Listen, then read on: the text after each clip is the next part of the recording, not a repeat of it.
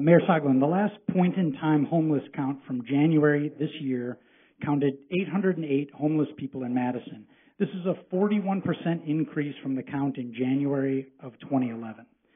Given this information, how do you feel about proposing $25,000 to ship homeless people out of Madison as you did in 2012?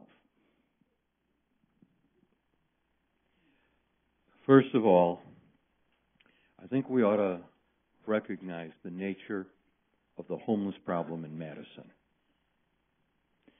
And I want to share with you my reaction when I get a letter from someone in Mount Horeb saying to me that we, the city of Madison, need to do more about our homeless.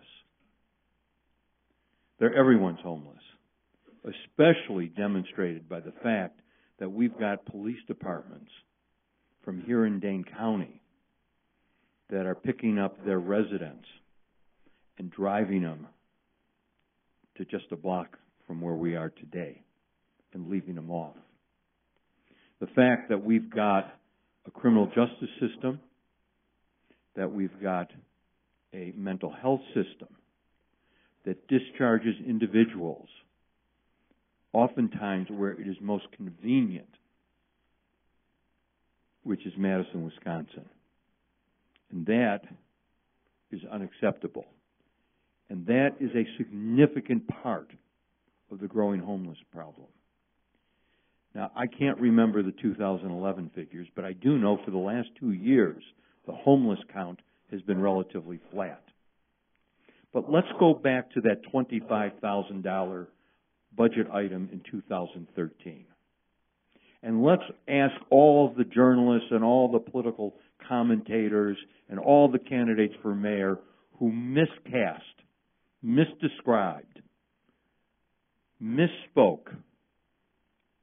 I've said everything, but they didn't tell the truth about that proposal.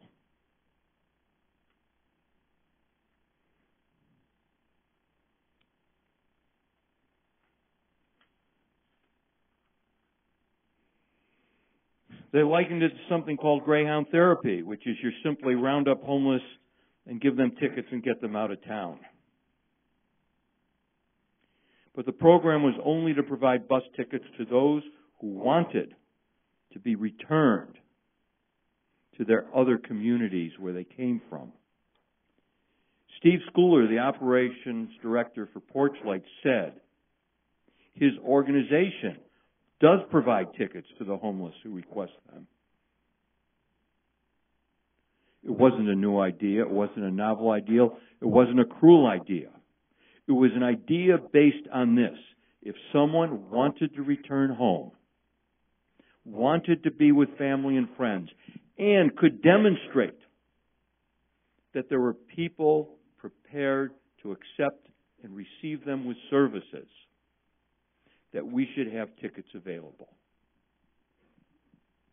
The day after the proposal was turned down by the Board of Estimates, a homeless couple came up to my office asking where were the tickets. But I think the real issue here is not my proposal, a sound one endorsed by social workers and people who work with the homeless.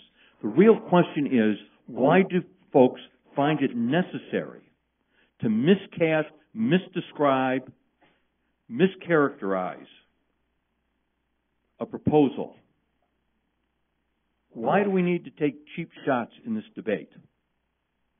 Why do we have to do such things if we're really committed to solving the homeless problem? I am committed to doing that, and I've made it clear that I am committed to do what is seen scientifically and proven in Salt Lake City and in Phoenix as the right way of doing it. You create permanent housing, then deal with the other problems.